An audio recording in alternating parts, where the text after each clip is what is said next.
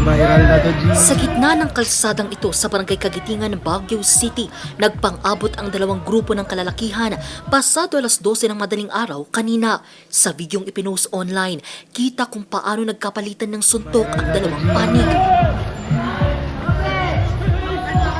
Natumba ang isa sa mga lalaki na kalaunay inundayan ng suntok. Natigil lamang ang grupo ng pigilan ng mga naka-duting pulis sa Community Police Outpost.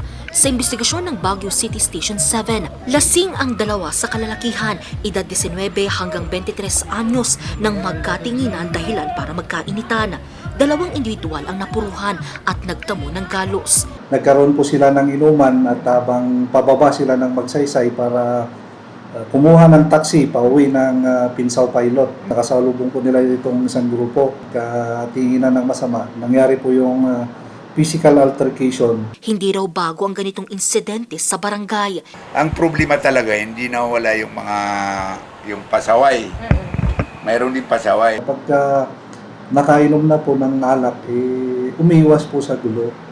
At para maiwasan po natin yung physical na away at magkaroon pa ng